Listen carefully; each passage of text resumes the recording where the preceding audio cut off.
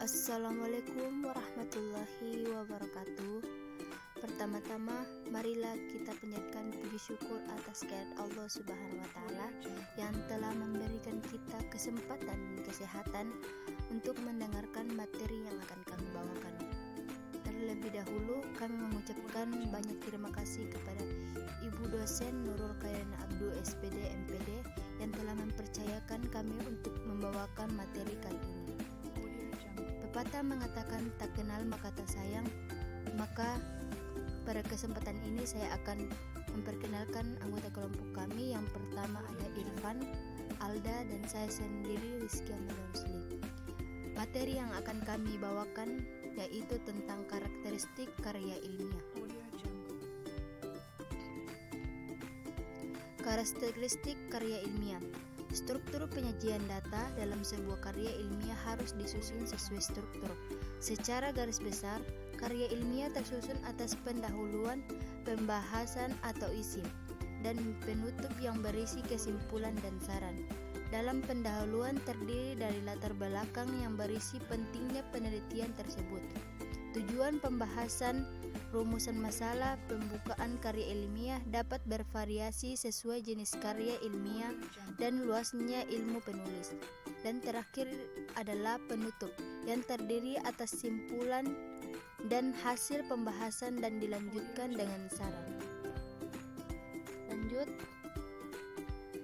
ada 3 karakteristik karya ilmiah. Yang pertama itu substansi atau isi karya ilmiah, dan kedua sikap penulis karya ilmiah, dan ketiga penggunaan bahasa.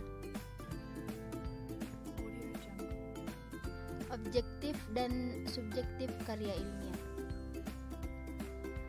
Yang pertama, objektif karya ilmiah.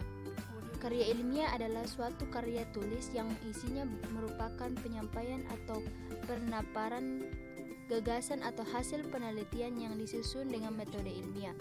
Seorang penulis penyusun karya ilmiah berdasarkan fakta-fakta yang dikumpulkan atau hal-hal yang di dalamnya sendiri kemudian dituliskan secara sistematis. Karya ilmiah bisa dikemukakan dalam bentuk skripsi, tesis, disertasi, makalah, paper, dan lain-lain. Yang kedua ada subjektif karya ilmiah. Fakta yang disajikan dalam karya tulis non-ilmiah ini adalah fakta yang disajikan berupa fakta pribadi yang bersifat subjektif. Sikap subjektif sendiri diartikan sebagai suatu sikap yang berdasarkan pada pandangan atau perasaan pribadi mengenai suatu hal. Seorang peneliti harus menghindari sikap ini karena data atau fakta tak boleh bercampur dengan pendapat atau perasaan pribadi. Adapun perbedaan antara objektif dan subjektif yaitu: pertama, elemen objektif merupakan sikap yang menyadari bahwa keberadaan kondisi sosial merupakan bagian tak terpisahkan dari pengalaman hidup manusia itu sendiri. Dan yang kedua ada elemen subjektif, merupakan sikap yang berkaitan dengan keyakinan bahwa terdapat kondisi sosial tertentu berbahaya bagi masyarakat dan penting untuk diatasi. Selanjutnya yaitu ciri-ciri karya ilmiah. Yang pertama yaitu mengacu pada teori yang kemudian dijadikan sebagai landasan berpikir di dalam pembahasan masalah.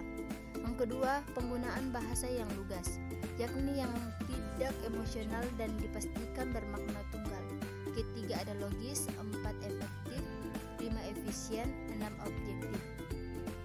Berdasarkan ciri-ciri karya ilmiah di atas, maka bisa disimpulkan bahwa karya tulis baru bisa disebut karya tulis jika memenuhi ciri-ciri